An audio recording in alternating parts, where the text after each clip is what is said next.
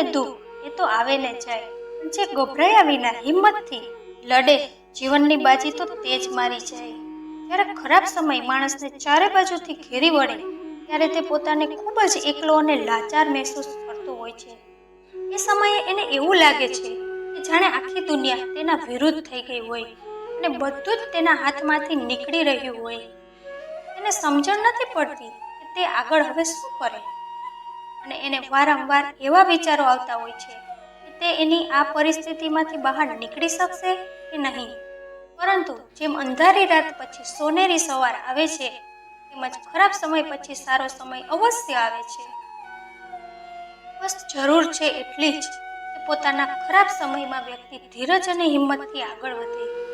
જિંદગીમાં માણસને એનો સારો સમય કંઈક શીખવે કે ન શીખવે, પણ તેનો ખરાબ સમય તેને ઘણું બધું શીખવી જતો હોય છે.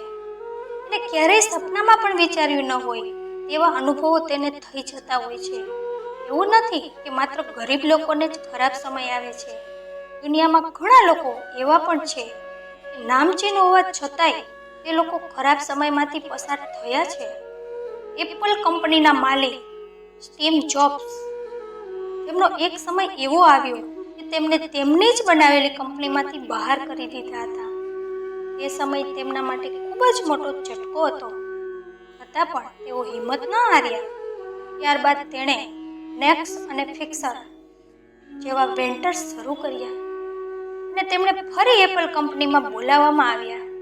અત્યારે એપલ કંપની ક્યાં મુકામે છે તે આપણે બધા જાણીએ જ છીએ. અને બીજું ઉદાહરણ આપણા સુપરસ્ટાર અમિતાભ બચ્ચન સર.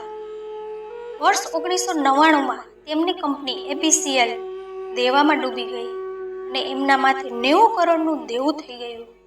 અને પરિસ્થિતિ તો એટલે સુધી આવી ગઈ કે લોકો પૈસા લેવા ઘરે આવવા લાગ્યા અને તેમનું ઘર પણ નીલામ કરવાની ધમકી આપવા લાગ્યા. તેમ છતાં તે પોતાના જીવનમાં આવેલી આ પરિસ્થિતિમાંથી બહાર આવ્યા. માટે મિત્રો, કોઈ પણ સંજોગોમાં હિંમત ના હારજો. આ તો જિંદગી છે, કોઈ પણ સમયે વળાંક લઈ શકે છે. અને ખરાબ સમય જીવન નામના પુસ્તકનું માત્ર એક પાનું છે, જે એક દિવસ તો બદલવાનું જ છે. તમે વિશ્વાસ રાખો કે આ જીવન નામનું પુસ્તકનો અંત ખૂબ જ સુંદર હશે. સમયની આ એક ખાસિયત છે કે તે ક્યારેય કોઈના માટે રોકાતો નથી.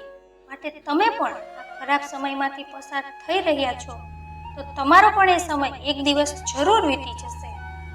ફરીથી મળીશું મિત્રો નવા વિડીયો સાથે. ત્યાં સુધી તમારું ધ્યાન રાખજો, હસતા રહેજો, ખુશ રહેજો. ક્યારેક તમારા માટે તો ક્યારેક તમારા પરિવાર માટે. તમારા કિંમતી મંતવ્ય નીચે કમેન્ટ બોક્સમાં જરૂર લખજો. અને આ વિડીયો ગમ્યો હોય તો લાઈક, શેર અને સબસ્ક્રાઈબ કરજો.